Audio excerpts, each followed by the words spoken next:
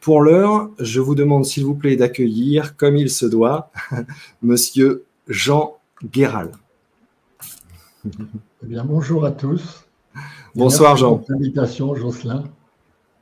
Eh bien, j'en suis ravi. Je vous remercie à vous d'avoir accepté. Et puis, je vous remercie aussi de votre curiosité, de cette proposition de partager le fruit de votre expérience, de vos connaissances, de votre savoir, au travers de votre capacité à rendre accessible des concepts, enfin, disons, je ne sais pas trop comment dire, mais je dirais des concepts qui sont pas faciles d'accès au premier abord. Donc, ce sont des sujets qui me passionnent et ce soir, ça va être l'occasion d'en apprendre plus, justement, en votre compagnie. Et je dis encore peut-être une troisième fois, mais vraiment, je vous en remercie. Et si vous me permettez, j'aimerais faire un petit préambule.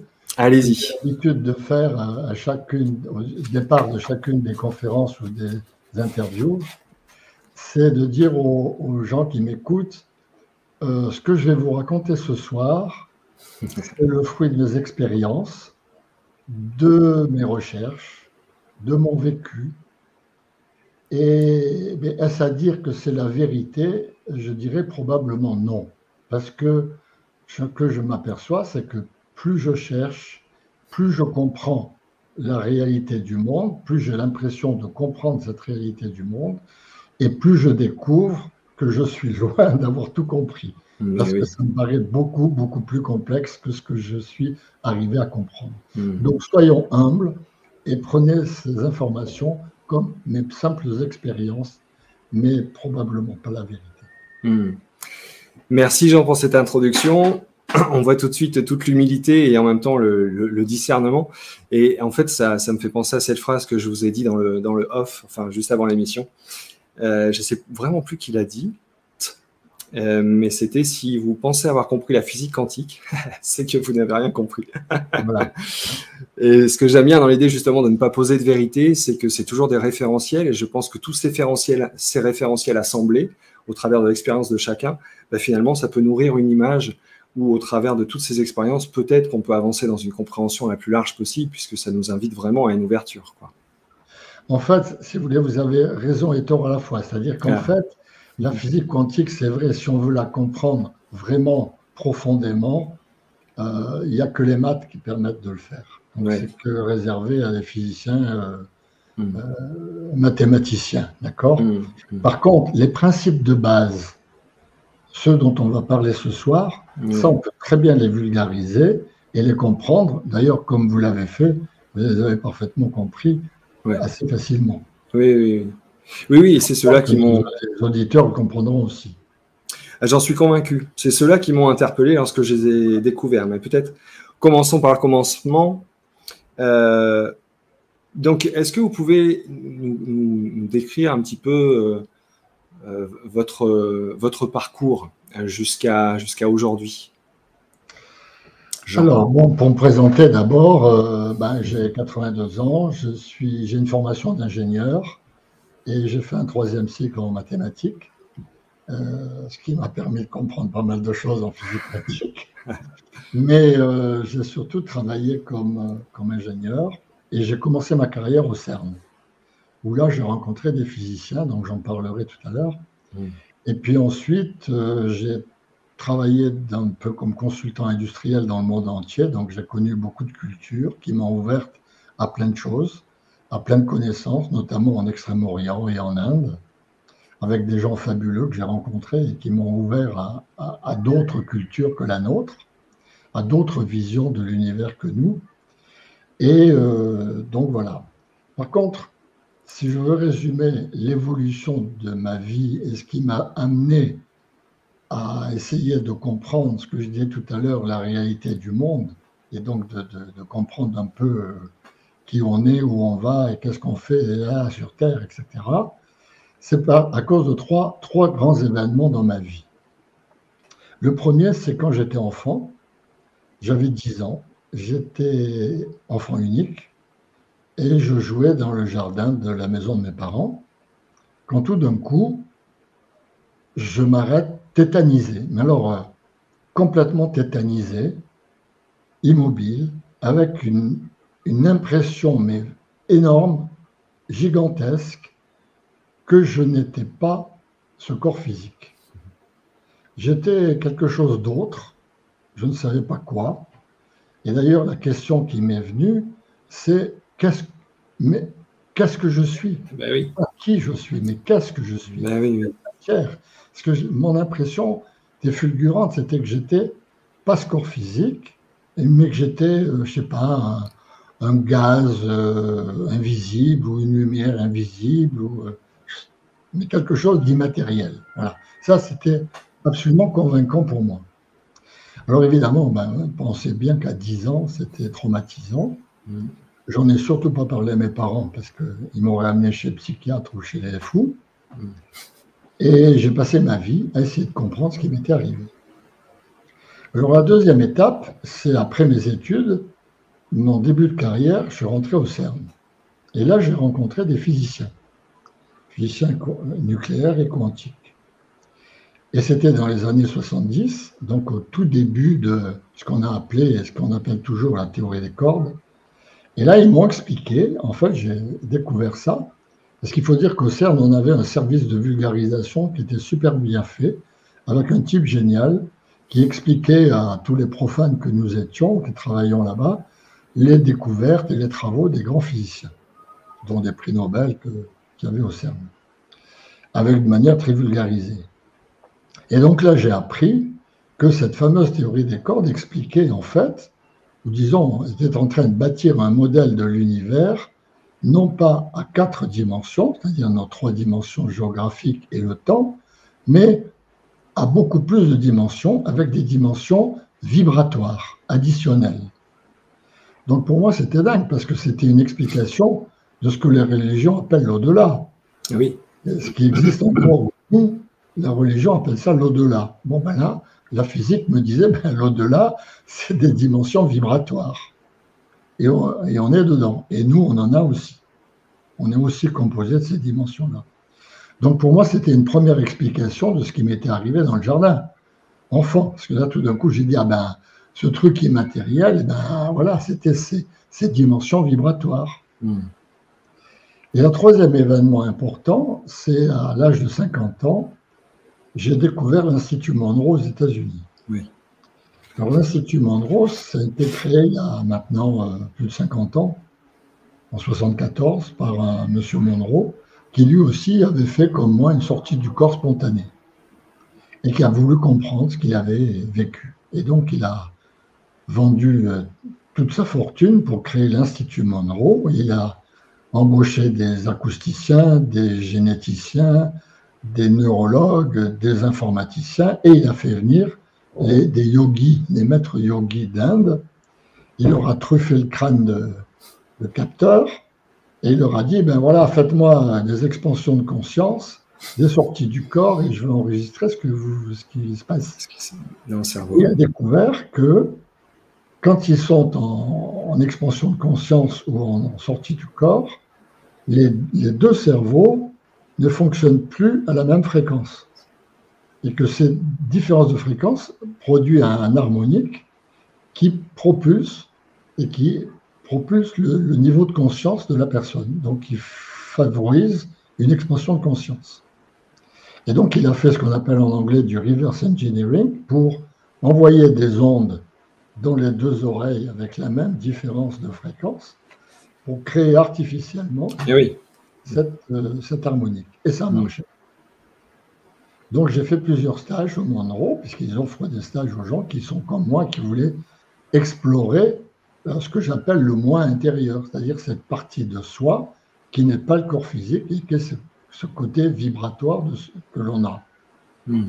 Et donc là, j'ai fait 6 stages au tout, d'une semaine chacun, où j'ai pu faire de nombreuses expansions de conscience et surtout des sorties du corps, comme j'avais fait à l'âge de 10 ans, mais là, contrôlé, scientifiquement organisé, je dirais. Voilà, donc ça, c'est un petit peu les 3 événements qui m'ont bousculé dans ma vie et qui m'ont fait faire plein d'autres recherches dont on va parler. Ok, alors merci pour ces explications. J'aurais envie de partir sur plein de questions, mais on va essayer de garder le fil. Mais est-ce que quand même, si vous avez passé six stages d'une semaine, est-ce qu'il vous reste aujourd'hui une expérience que vous aimeriez partager de ces sorties ou de ce que vous avez vécu? Ah oui, j'ai vécu la chose la plus extraordinaire qu'on puisse vivre. C'est que au Monro, ils ont ce qu'ils appellent le boot. C'est en fait un caisson d'isolation sensorielle qui fait 3 mètres sur 3, un cube de 3 mètres sur 3. Au milieu, vous avez un waterbed à la température du corps.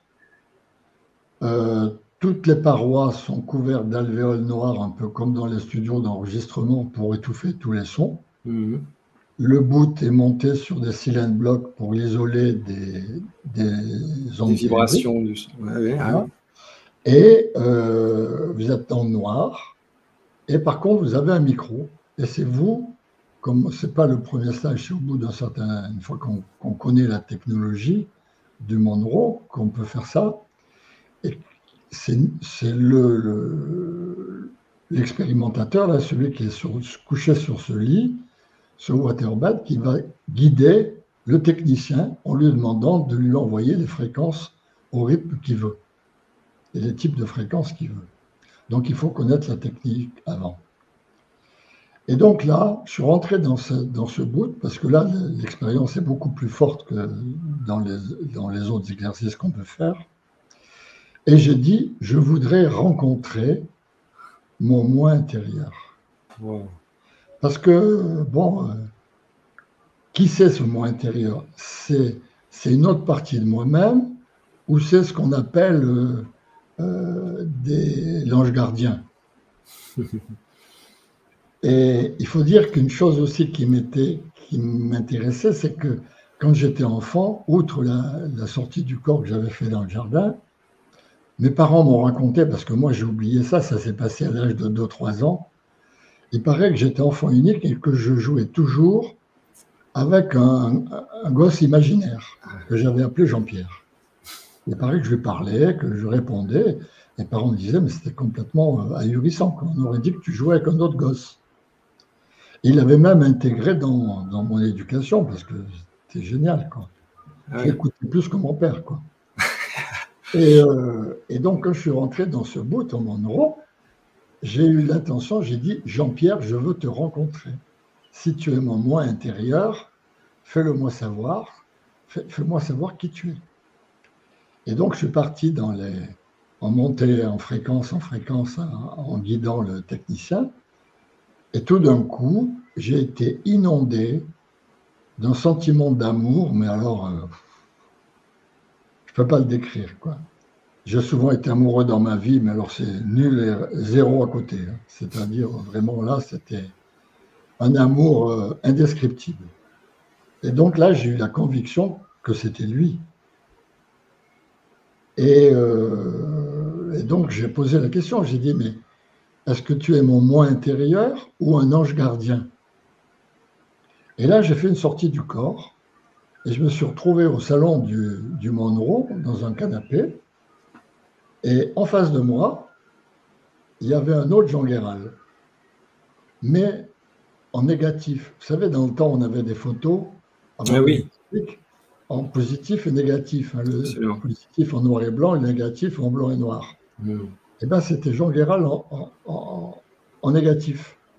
Donc, la réponse était claire. C'était moi. Et donc, depuis ce jour-là, je l'ai rencontré. Et donc, je continue le dialogue avec lui quotidiennement. Et ça marche. Ouais. Et ben, super expérience. Hein. Alors, comment, selon votre compréhension, donc ce moi intérieur, ça c'est votre langage, mais je pense que vous intéressant peut-être au dire d'autres, il est question parfois d'âme, il est question parfois d'esprit. Donc ce négatif que vous avez vu en face de vous, il se rapprocherait davantage de l'âme, de l'esprit? Est-ce que ce serait quelque chose de différent? Alors là, vous avez raison de poser cette question parce qu'il y a beaucoup de confusion dans ces termes et tout le monde n'a pas la même définition, mais pas la même chose derrière les mêmes mots. Ouais. D'accord ? Donc, moi, je vais vous donner ma définition. Ouais. Elle vaut ce qu'elle vaut, mais c'est la mienne, donc on peut appeler ça différemment. Mais je pense que nous sommes, nous, êtres humains, on est constitué de la même manière que tout dans l'univers. C'est-à-dire que dans l'univers, tout est ternaire. Il y a 3 composantes. Oui. Et tout est fractal. Donc, toutes les parties sont identiques au tout.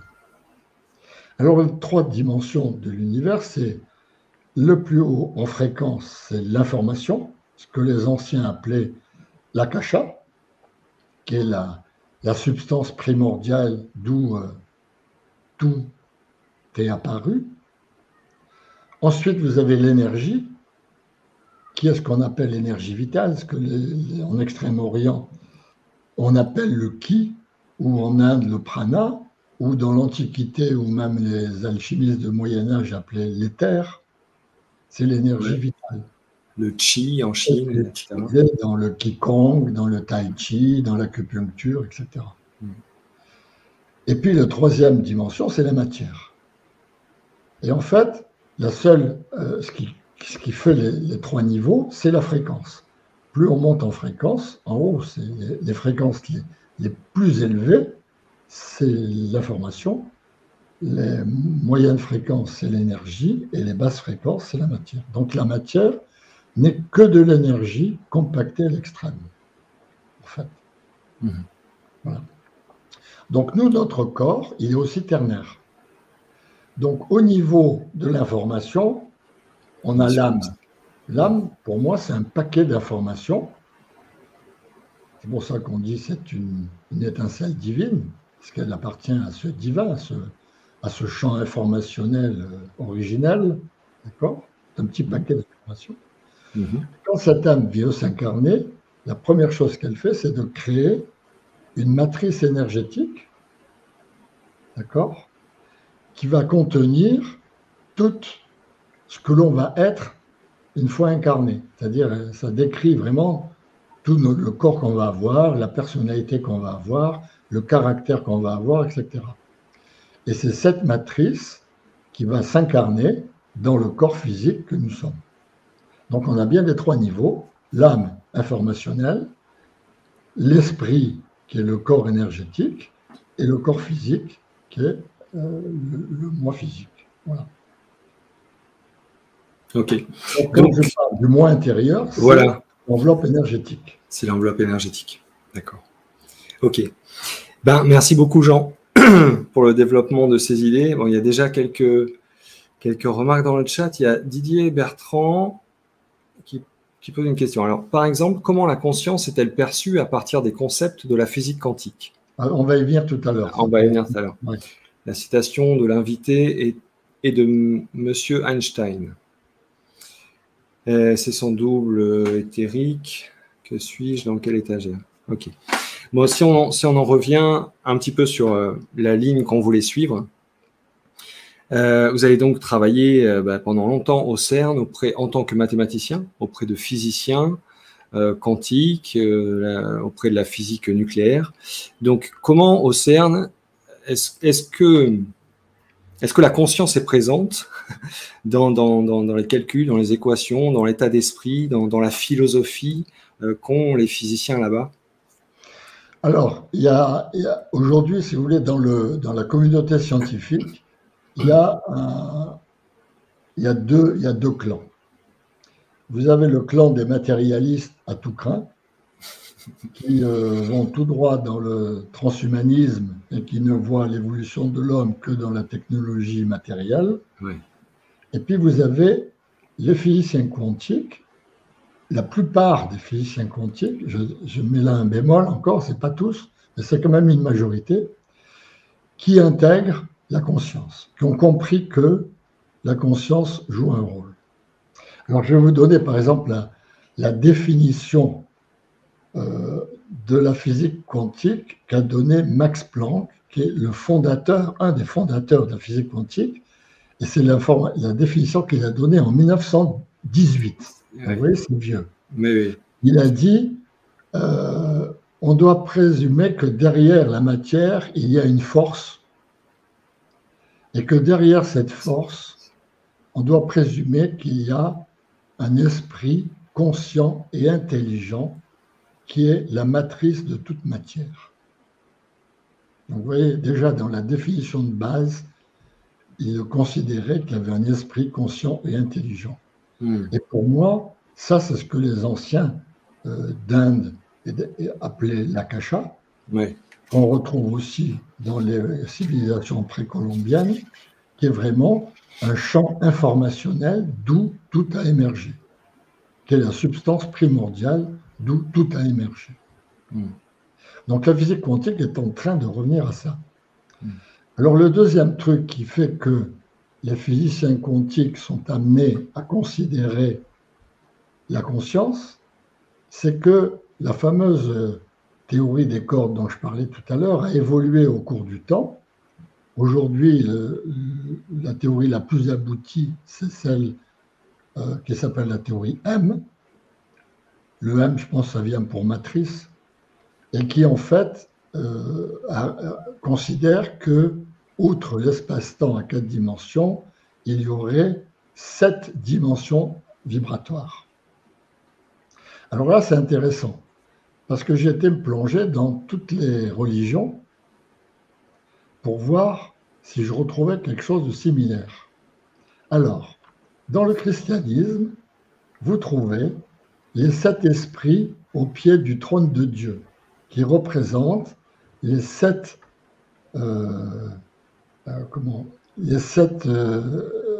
expressions divines distinctes. Il y en a 7. Dans le judaïsme, vous avez leur symbole qui est la menorah, le candélabre à 7 branches, qui lui représente les 7 sons fondamentaux avec lesquels Dieu a créé le monde. 7 sons, 7 vibrations fondamentales. Dans le Coran, vous trouvez les 7 cieux, qui sont 7 couches, chaque couche ayant une fonction particulière pour les hommes.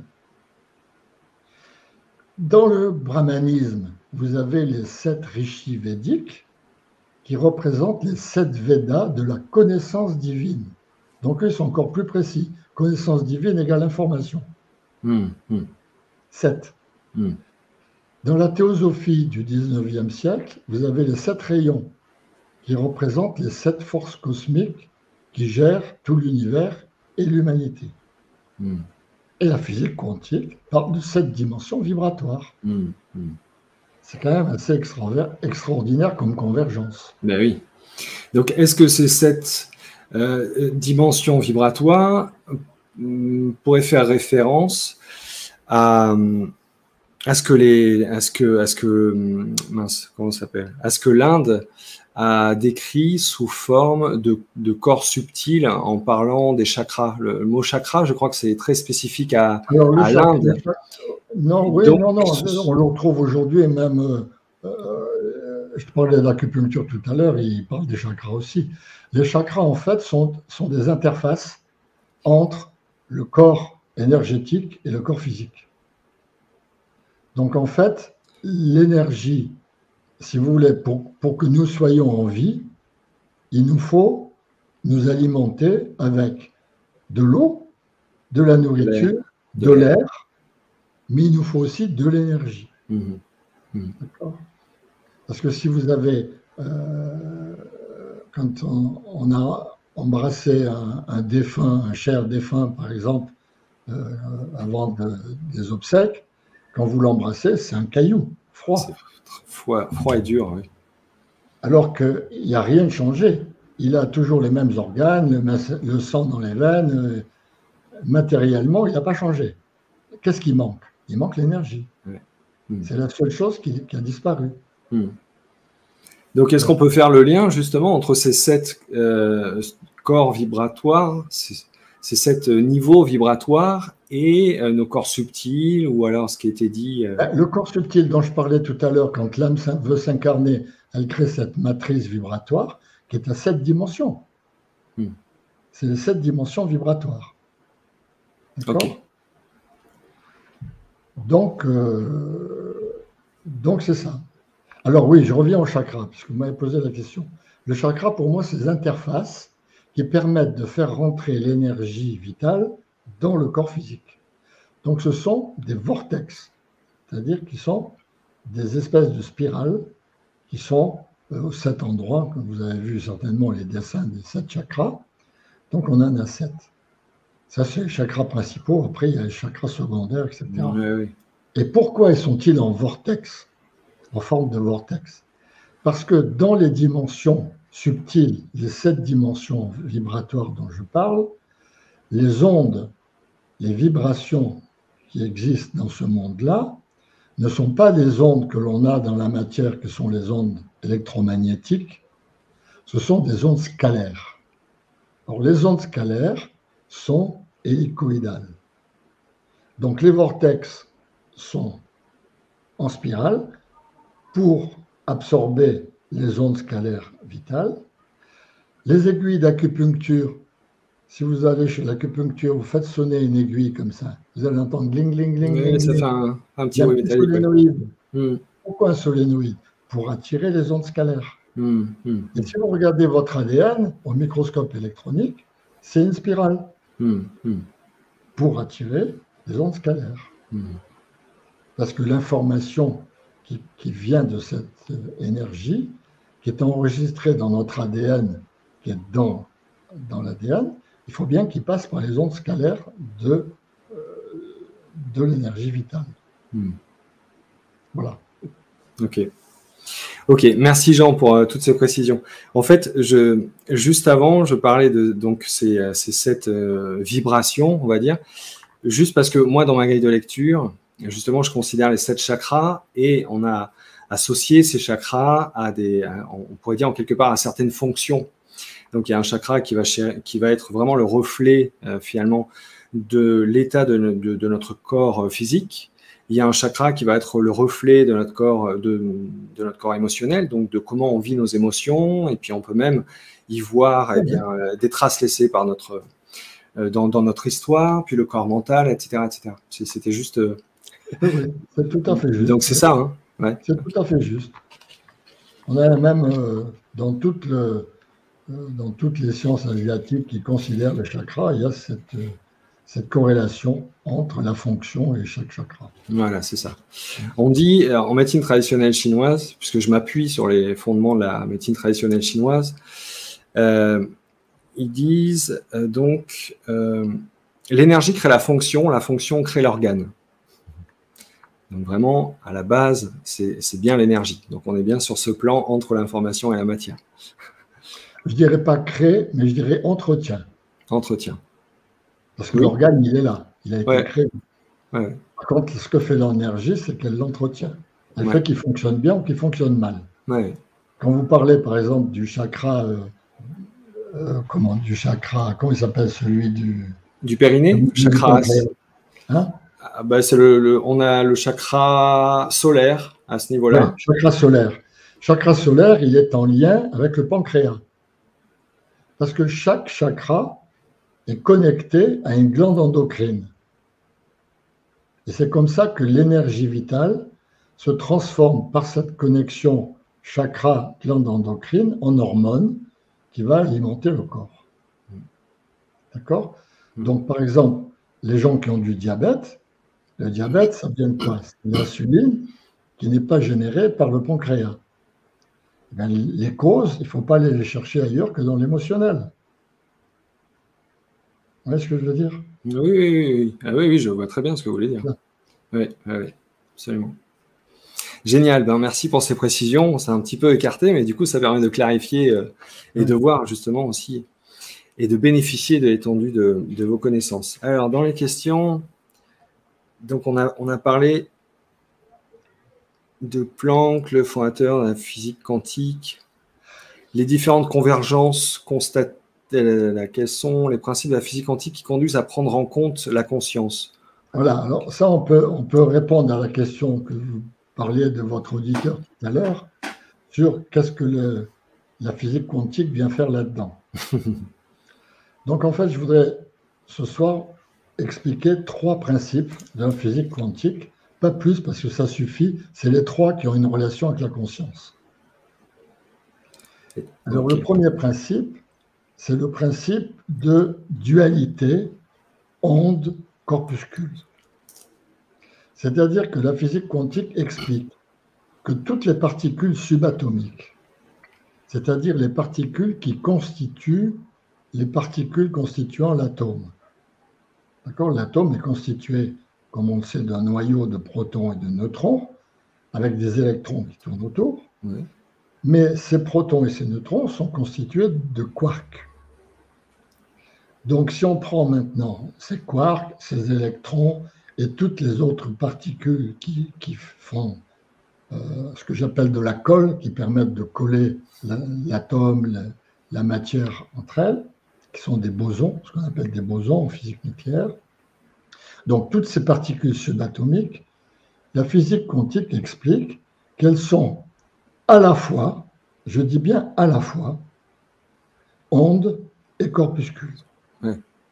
Alors, il y a une expérience qui le démontre très facilement et qui le prouve tous les jours dans tous les labos du monde, c'est les fentes de Young.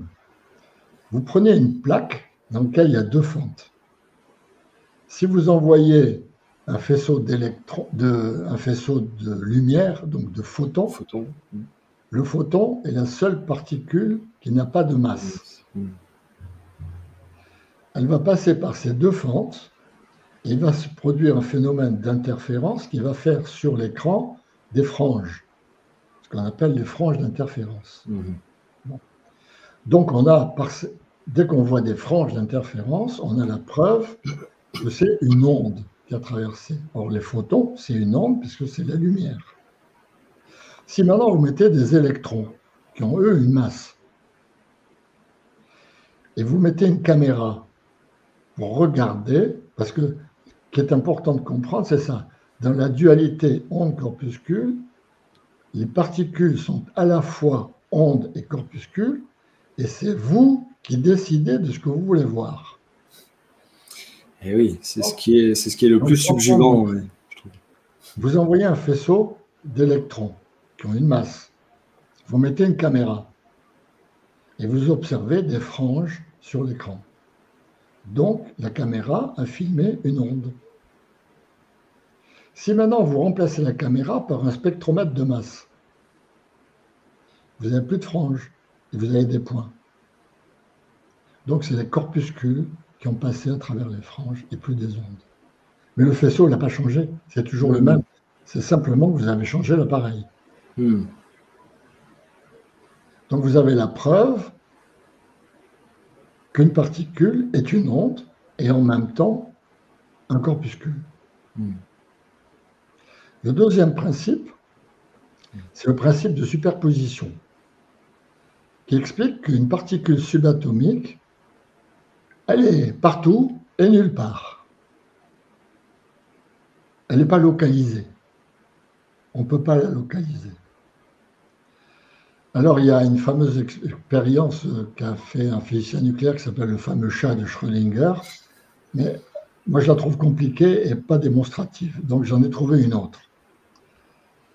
C'est pendant la campagne électorale. Vous vous rappelez la campagne de Mélenchon? Oui. Bah oui, technologiquement parlant, on s'en souvient. Dans 12 villes de France, sous forme d'hologramme. Et moi, j'ai regardé le truc, vous avez 12 écrans sur la télé, incapables de dire où il était. Hein. Alors, vous remplacez Mélenchon, qui est unique, par une particule unique, et vous avez une explication du principe de superposition. C'est une représentation holographique. Oui. Le troisième principe qu'il faut connaître pour comprendre le rôle de la conscience, c'est l'intrication quantique. Alors ça, c'est très récent, prix Nobel 2022, Alain Aspect. C'était Alain Aspect, oui. OK, avec deux autres physiciens américains. Et en fait, Alain Aspect a démontré, par cette expérience, que des particules subatomiques très éloignées les unes des autres, si ces particules avaient un jour cohabité ensemble, se retrouvaient capables de communiquer instantanément. Donc, si vous prenez des particules, je vais appeler des particules A, qui ont un spin positif. Je vous rappelle que le spin, c'est le sens de rotation de la particule. Donc des A positifs. Puis vous prenez une autre particule B négatif, spin négatif. Vous les faites tourner dans un accélérateur pour les faire cohabiter pendant un certain temps entre elles, et vous les éjectez. Eh bien, vous n'avez plus des A plus et des A plus et des B moins, vous avez des AB plus moins, AB plus moins. Ce sont les deux à la fois. Mais ce qui est le plus important, c'est que si une se comporte en A+, l'autre se comporte obligatoirement en B-. Et si celle-là se comporte en B-, l'autre se comporte obligatoirement en A+. Donc, des distances énormes, et c'est instantané. On a fait l'expérience, par exemple, de mettre des particules à Boston et l'autre dans un labo à Los Angeles, 5000 km, à la vitesse de la lumière, c'est 15 millièmes de seconde. Ça, tous les appareils aujourd'hui sont capables de le mesurer. Et bien, c'était instantané. Donc, là où ça va plus loin, cette expérience. Le principe explique après le rôle de la conscience. Pourquoi? Nous, là, notre corps physique, il est constitué de molécules. Les molécules sont constituées d'atomes. Les atomes sont constitués d'électrons, de quarks, de bosons, de muons, de plein de particules subatomiques, qui donc sont des particules duales, à la fois ondes et corpuscules. Donc, notre corps physique, il est constitué des corpuscules de ces particules. Et le corps énergétique qui nous a créés est constitué par les ondes de ces particules. Donc c'est les mêmes. Ce n'est pas quelque chose de différent. Ici, c'est des corpuscules, et là, c'est des ondes. Et c'est les mêmes particules. Et comme pendant 9 mois, elles ont interagi ensemble et cohabité ensemble pendant la grossesse, elles sont intriquées. Donc, elles communiquent. Mais oui, donc c'était ça l'idée que peut-être il fallait juste formuler. En tout cas, pour moi, c'était lorsque vous décriviez le principe d'intrication. En fait, ces particules, pour qu'il y en ait une qui soit en A+, et l'autre en B-, et ou inversement, et que ce soit systématique, il faut forcément qu'il y ait un échange d'informations. Un échange d'informations. Voilà, quelle que soit la distance, à partir du moment où, à un moment donné, elles aient été en contact. Alors, la seule différence, c'est que comme elles sont ondes et là corpuscules, le niveau de vibration n'est pas le même. Elles ont des fréquences beaucoup plus élevées que notre corps physique. Alors là, on peut revenir à la conscience. Parce que qu'est-ce que c'est que la conscience? Ben oui, c'est une bonne question. Voilà. La conscience, en fait, c'est la fréquence. C'est-à-dire que plus on élève son niveau de fréquence, plus on élève sa conscience. Quand on dit élever son niveau de conscience, c'est simplement élever son niveau de fréquence. Alors c'est typique, par exemple, quand vous faites de la méditation, en méditation, votre niveau de fréquence s'élève. Et vous êtes à un niveau, un bon méditant, quand il arrive à un certain niveau, il n'est plus du tout dans la matière. Il est vraiment... et quand vous faites une sortie du corps, comme j'en ai fait plusieurs, je peux vous dire que vous êtes loin du corps. Or, plus on monte en fréquence, plus on accède à de l'information. Parce que, rappelez-vous, l'aspect ternaire de l'univers et de tout dans l'univers, information, énergie, matière. Donc, en fait, on accède à l'information qui est disponible à notre niveau de fréquence. On ne peut pas accéder à une autre information plus élevée. Si mon niveau de fréquence est de, je ne sais pas moi, 452 Hz, je peux accéder qu'à des informations qui sont de fréquence inférieure. Je ne peux pas accéder à des informations à 1000 Hz. D'accord? Oui. Donc ça veut dire que plus on élève son niveau de fréquence, plus on élève son niveau de conscience, et plus on accède à de l'information. Mm. Or, la conscience, c'est le niveau d'information qu'on a, parce que plus on est élevé, plus on reçoit de cette information, et plus on est conscient des choses. Mm. Mm. Ouais. Donc, plus on développe potentiellement de discernement. Voilà. Mm. Donc, en fait, la fréquence, la conscience et l'information sont étroitement conjuguées. Ouais. Mm. Donc, si on le calque un petit peu sur les choses qu'on vit à ces dernières années, est-ce qu'on pourrait partir du principe que cette élévation de conscience est, on pourrait dire, en quelque part un peu assez collective?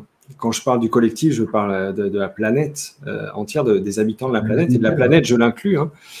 Et puisque j'ai l'impression qu'il y a de plus en plus de discernement, justement, de personnes qui s'aperçoivent, enfin moi je sais au cabinet, je vois des personnes qui se posent des questions vraiment sur les choses qu'elles ont construites, sur même des pensées qu'elles ont. Elles commencent à se dire, mais est-ce que ce sont vraiment les miennes? Est-ce que j'ai construit une vie en rapport avec mes valeurs?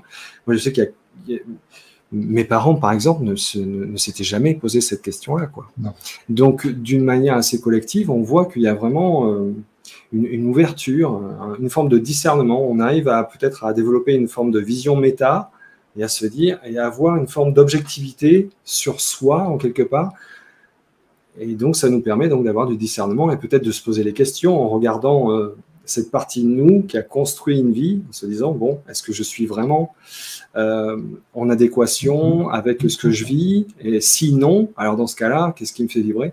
Enfin, on vit quand même d'énormes changements à ce niveau-là. Est-ce que vous partagez ce regard? Alors, je partage tout à fait. Et par contre, ce que je constate, c'est qu'il y a comme un divorce dans l'humanité. Il y a toute une partie, on voit de plus en plus croissante, de gens qui s'ouvrent, qui s'intéressent à ces choses-là, qui se posent les questions que vous venez d'évoquer. Il y en a de plus en plus. Moi, je vois, depuis le temps que je fais des conférences, il y a de plus en plus de monde dans mes conférences. C'est flagrant.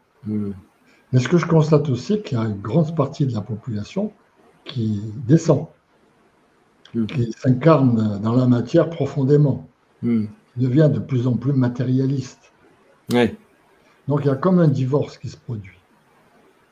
Et alors ce qu'on explique, ça aussi c'est pas de la physique quantique, c'est de la physique tout court.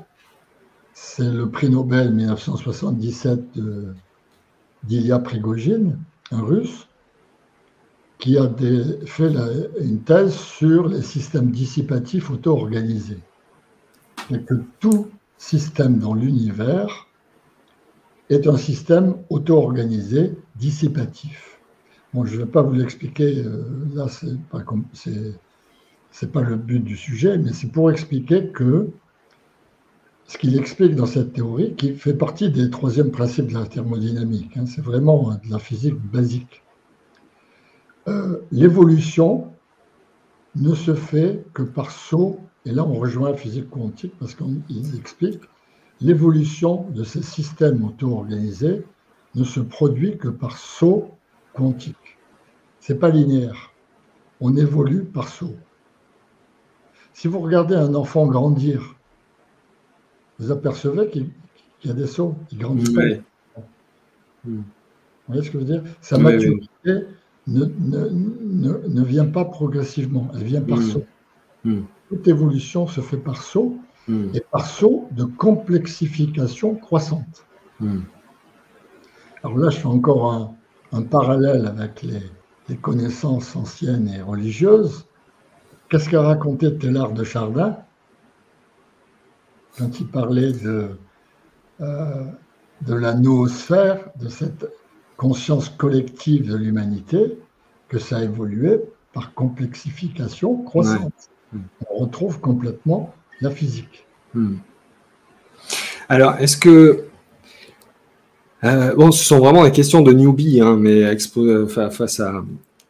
face à vous, forcément, j'ai fait aucune étude là-dessus, mais vous savez, quand vous parliez de du divorce, en fait, moi, je voyais une scission, une séparation.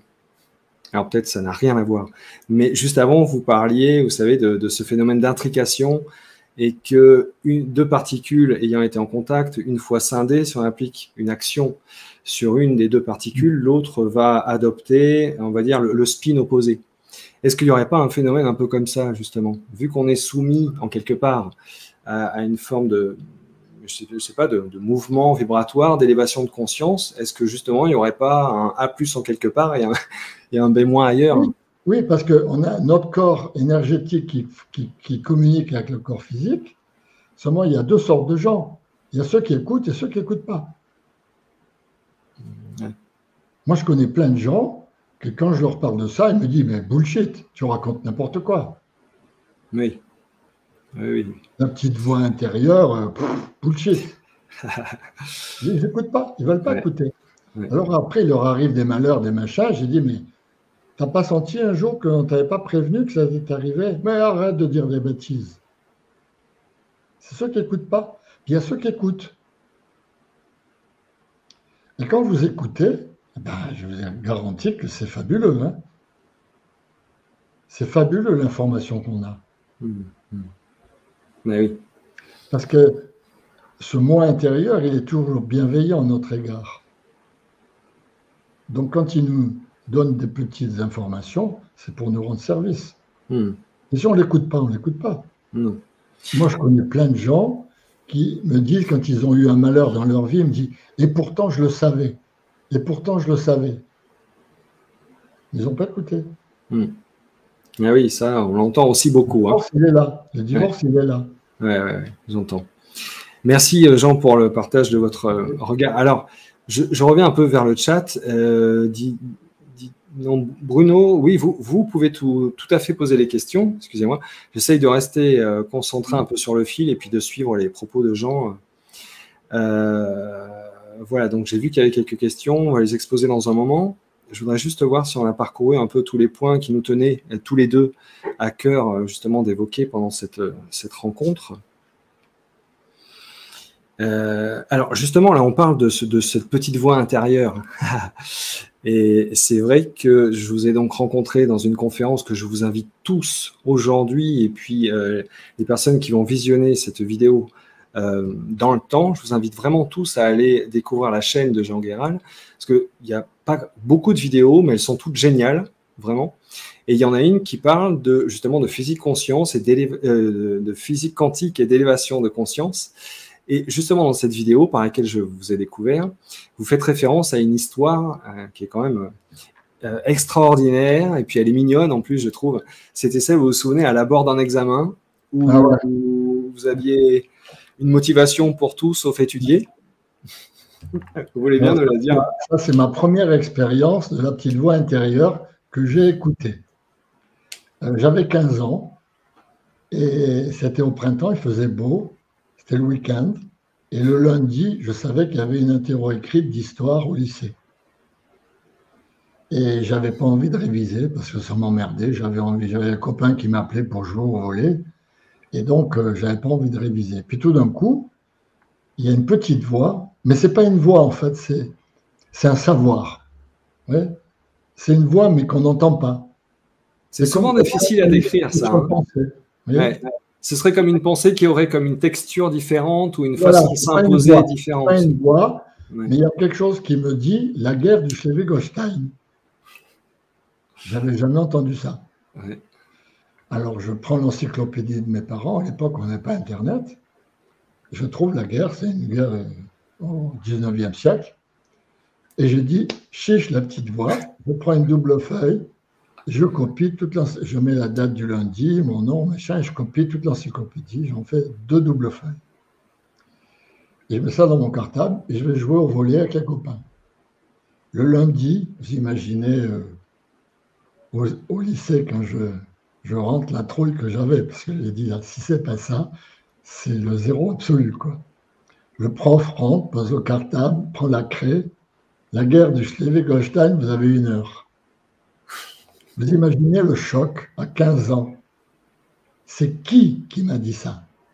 Et comment elle savait le sujet de l'interro écrite? C'est surtout ça la question. Comment elle pouvait savoir?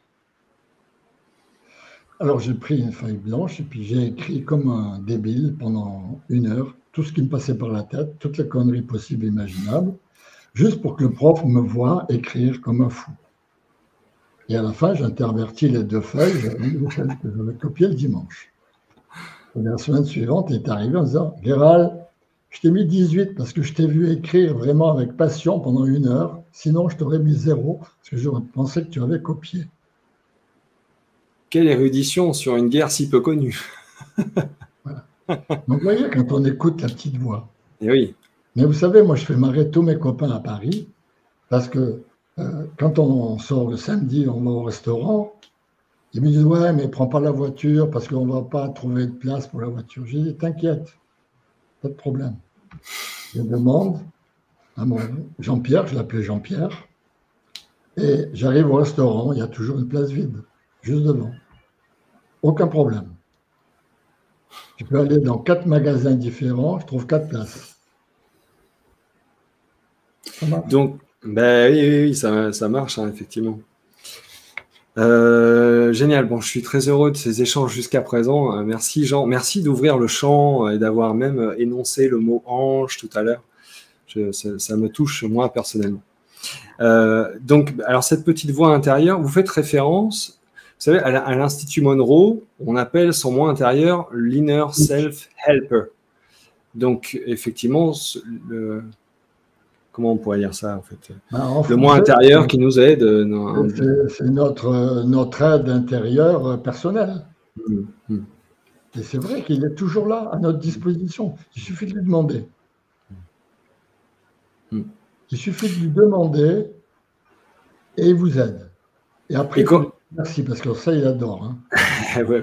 Ça, il adore. Oui. Pas merci. Donc, ça peut être quoi, justement, les différentes manifestations des aides de notre inner self, de notre moi intérieur?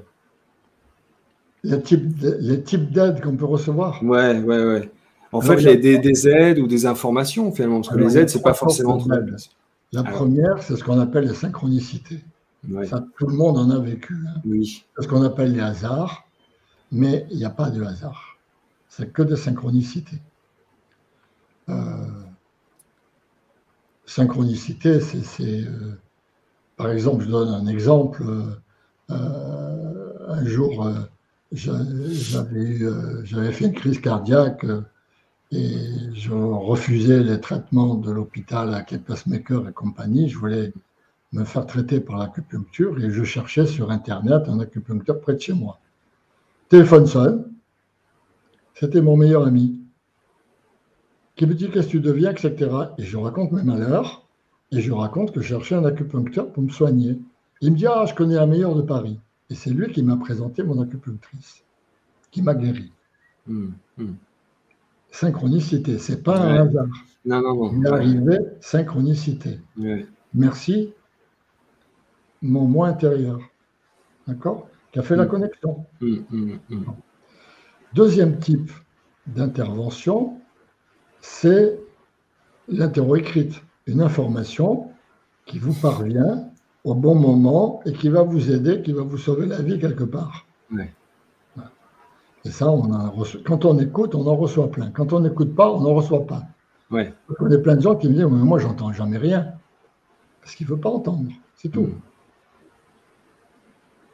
Si vous écoutez, vous entendez.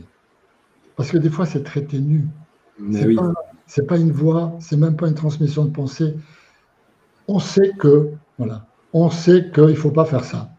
Ouais. On ne sait pas pourquoi. Ouais. Mais on sait qu'il ne faut pas. Et bien on le fait quand même et on se plante. Si on écoute, on ne le fait pas et ça marche. C'est ça que je veux dire. Ça, c'est l'info. Le troisième type, c'est encore plus spectaculaire. C'est une action carrément physique. Et là, je raconte dans ma dernière conférence, ma fille avait 11 ou 12 mois, elle marchait depuis pas très longtemps. Et j'étais dans la cuisine en train de faire la vaisselle du petit déjeuner, ma femme était partie au travail.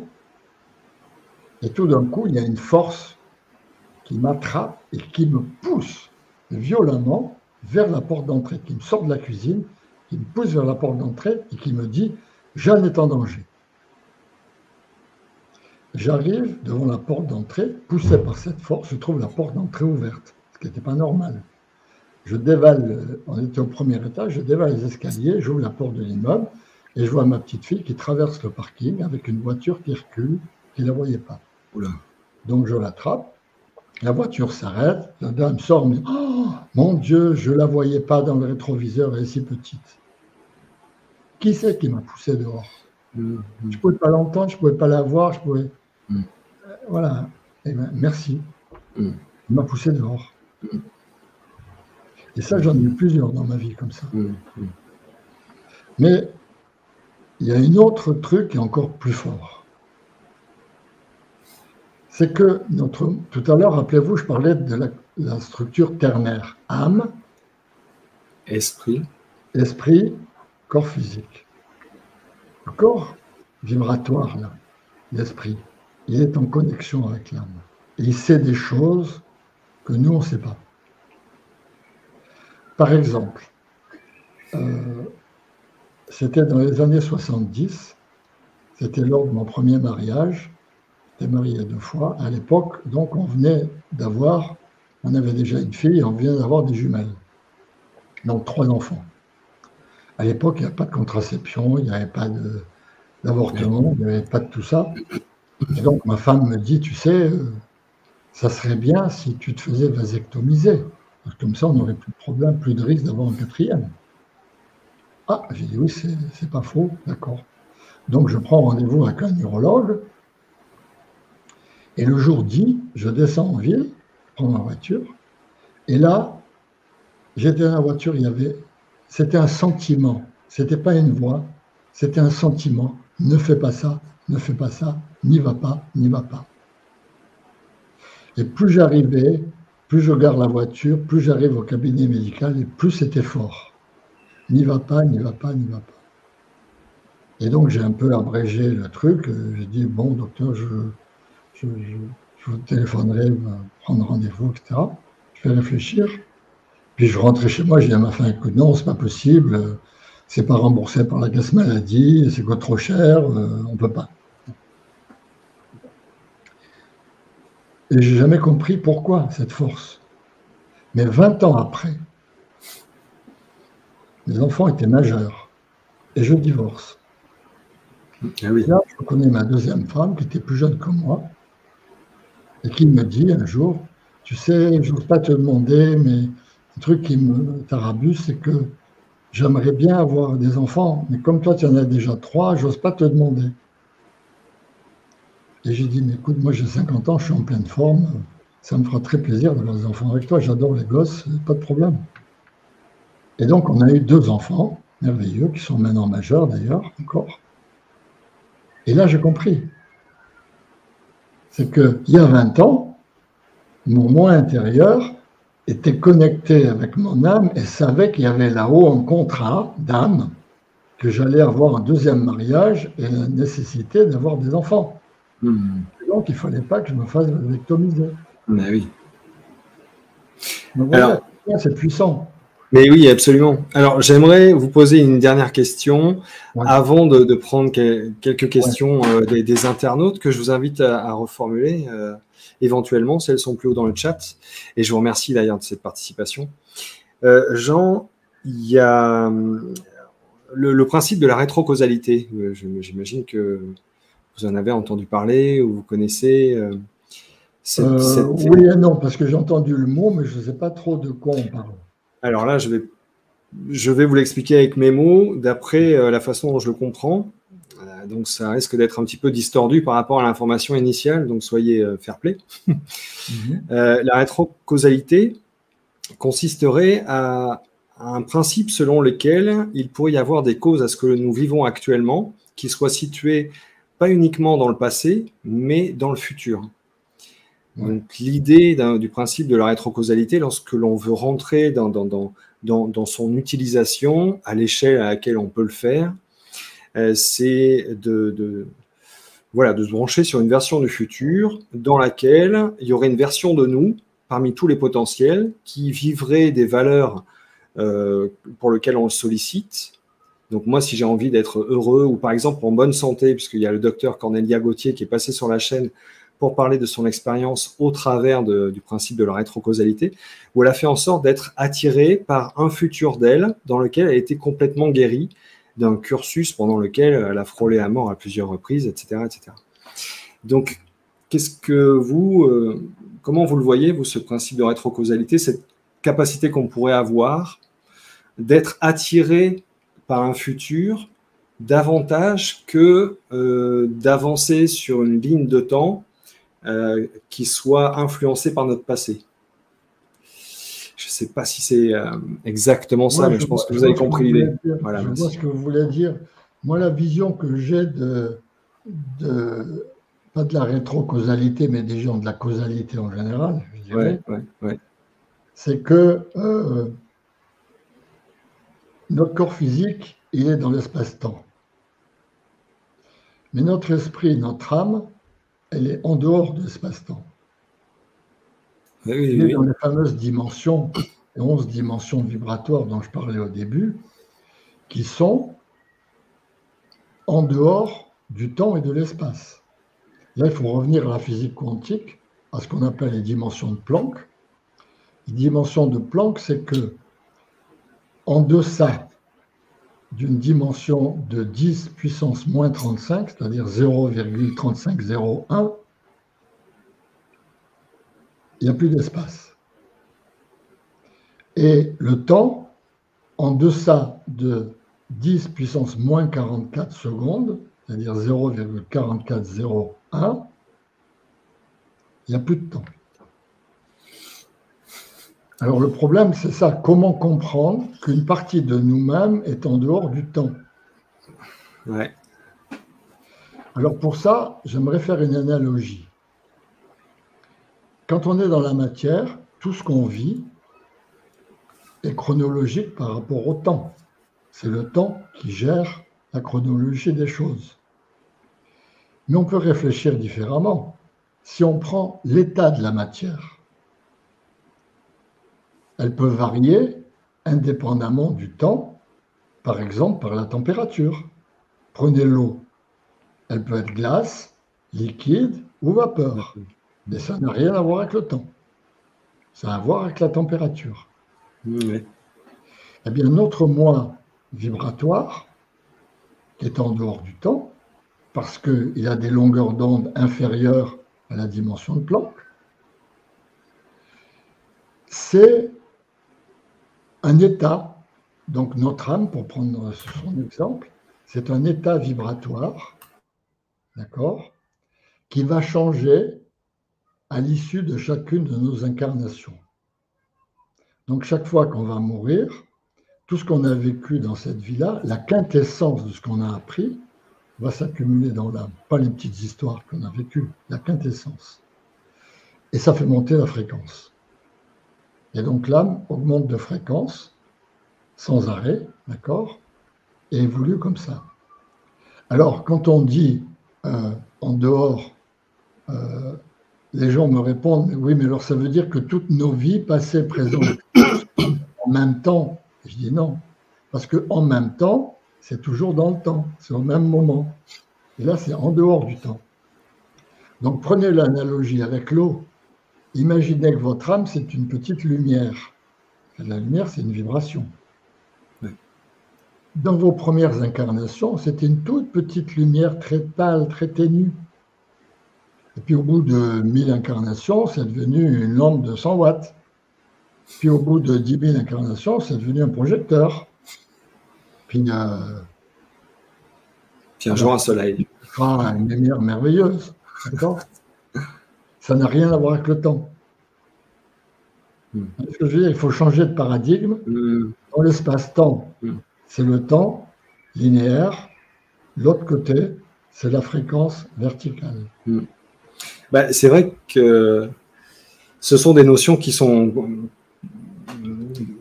compliquées à comprendre, puisque je crois que c'est comme si dans notre cerveau n'avait pas vraiment le ou les concepts pour faire des liens, pour comprendre cette notion.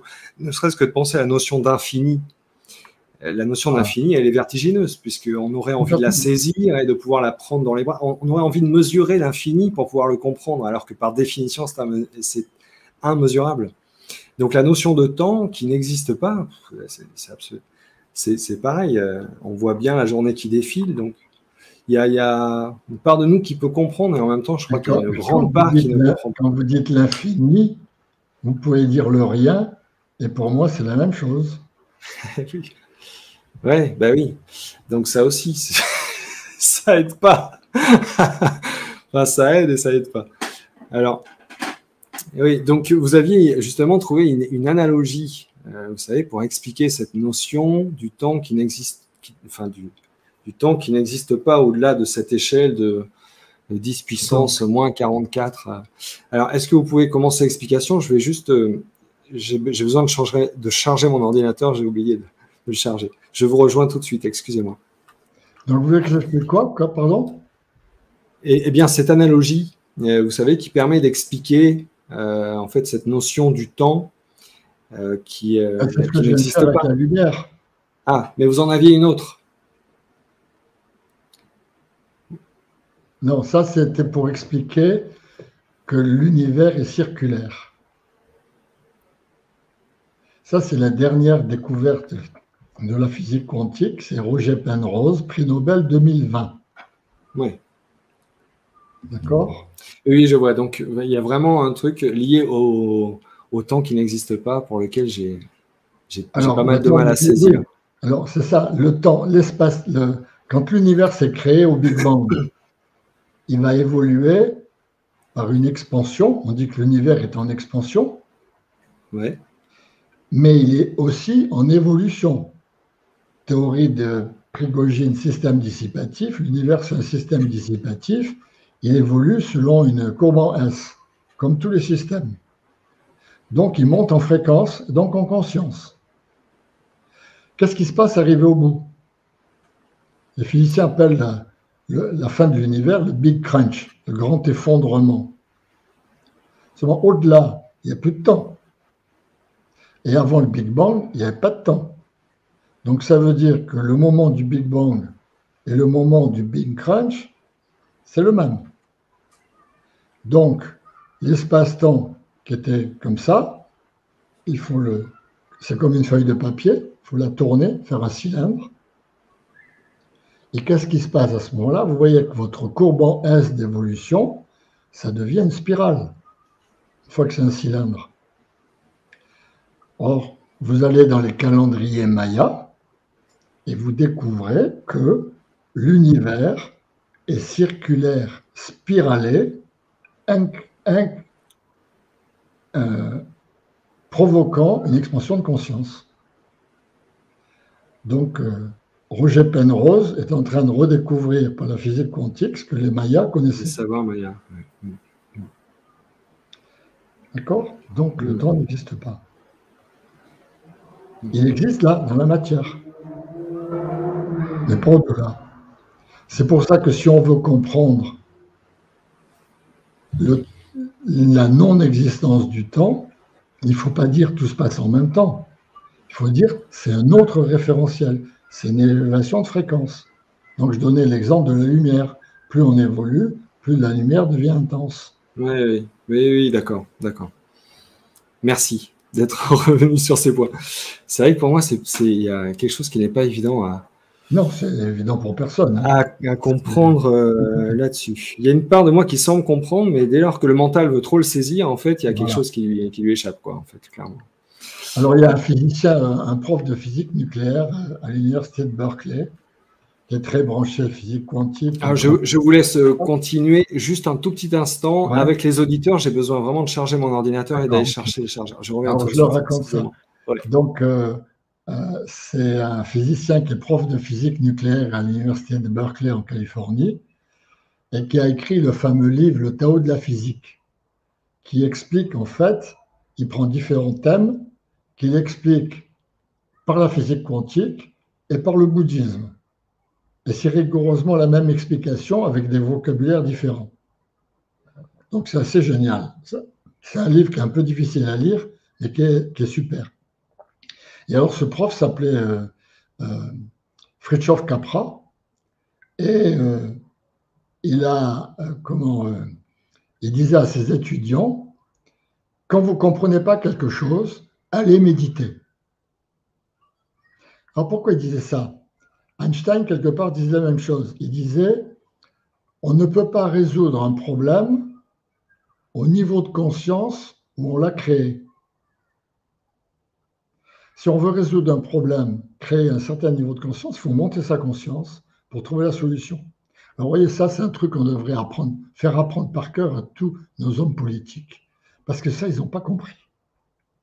Ils cherchent tous des solutions dans le présent ou dans le passé. Ils n'ont pas compris qu'il faut monter de conscience pour trouver la solution. La méditation, c'est ce qu'elle permet de faire. Fritjof Capra disait, quand vous n'avez pas compris quelque chose, allez méditer. Et là, vous aurez une chance de comprendre.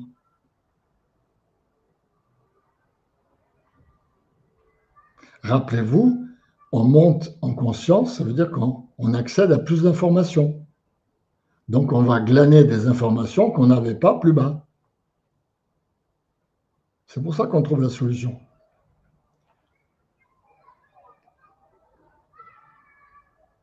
Là, je ne vous entends plus, là. Alors, je vous remercie, Jean. Ah, voilà. Je vais prendre des questions des internautes, si vous êtes d'accord. Et ensuite, j'aimerais bien qu'on parle un petit peu de votre livre, Shiva le danseur. Alors, tout un programme. Déjà, j'aime beaucoup le titre. Alors. Vous savez pourquoi je l'appelais comme ça? Eh ben, c'est la question que je comptais vous poser dans un instant. Mais si, Ok.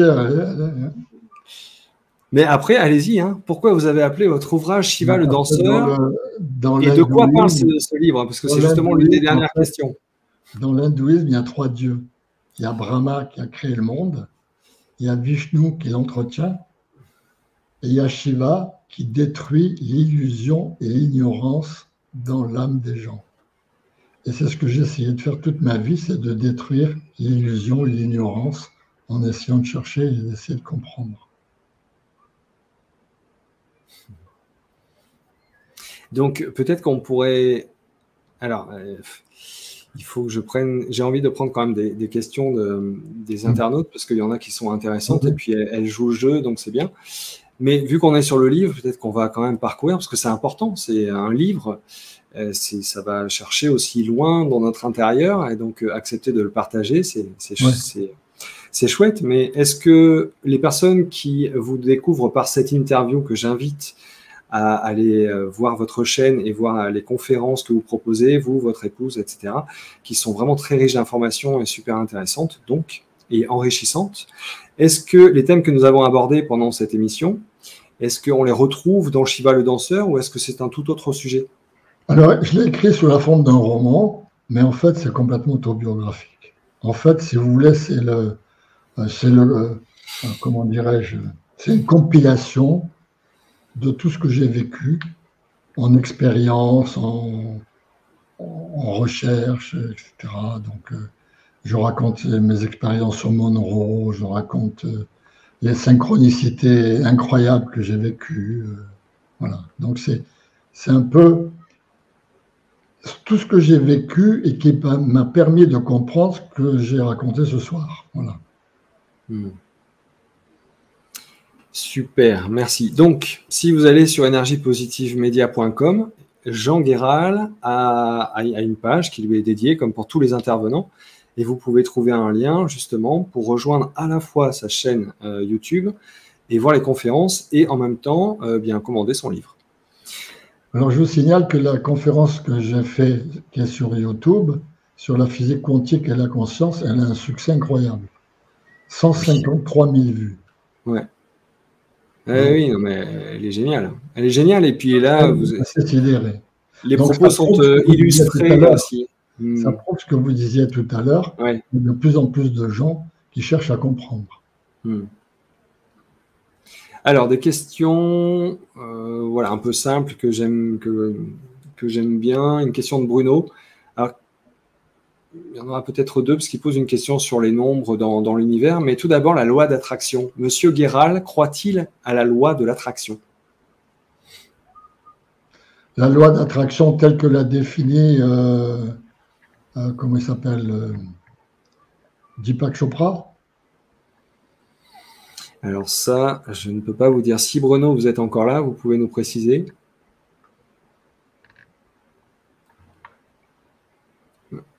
Bon, je pense que oui. Pour moi, la loi d'attraction telle que moi je la connais, c'est celle que décrit très bien Deepak Chopra dans son fameux livre, c'est qu'effectivement, on attire ce qu'on veut.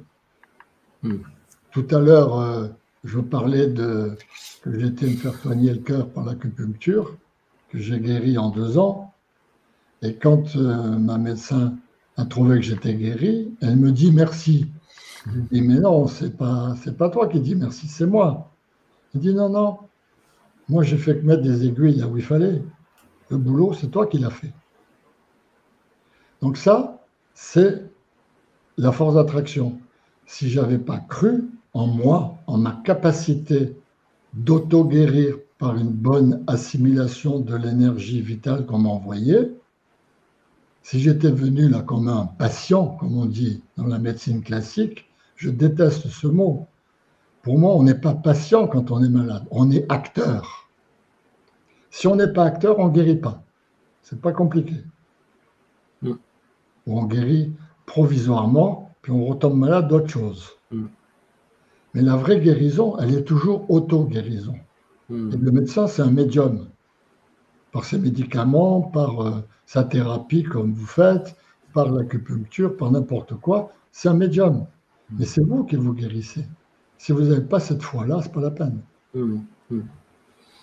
Et oui, et puis bien souvent, ce processus de guérison a commencé par avoir écouté potentiellement cette petite voix intérieure voilà. qui vous a guidé, en l'occurrence dans l'expérience de Jean Guéral, vers cette acupunctrice. Et voilà. Souvent, cette petite voix intérieure, pour être sûr d'être entendue, elle va passer par une voix extérieure, voilà. Celle d'un bon ami qui va avoir du poids, et voilà, synchronicité. Ouais.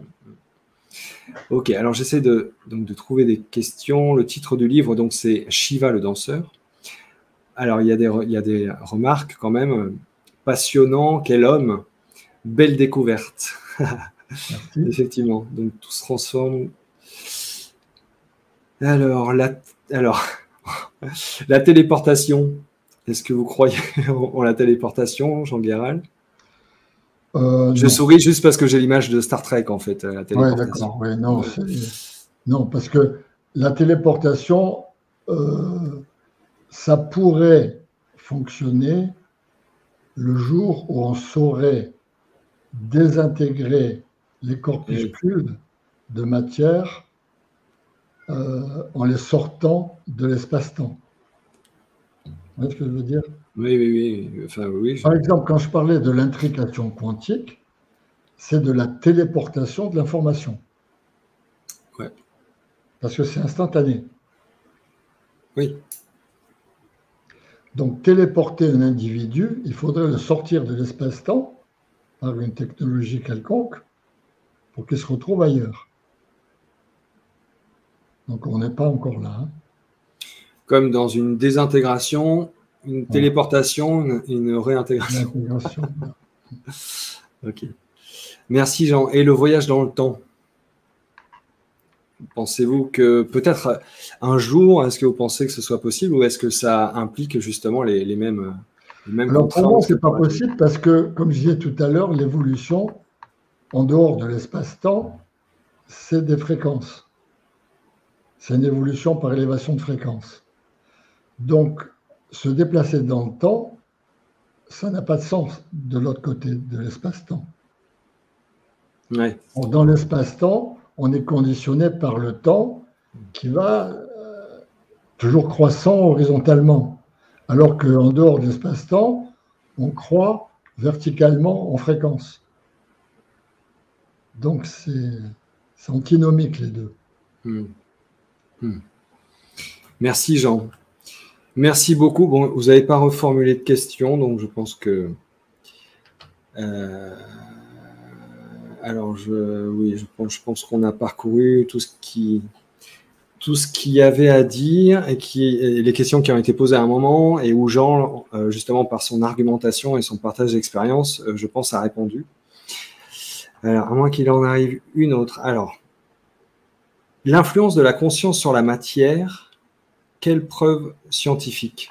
Alors, ça c'est quelqu'un qui arrive en cours de route, je pense. Quelle preuve scientifique y a-t-il de l'influence de la conscience sur la matière, si je la reformule?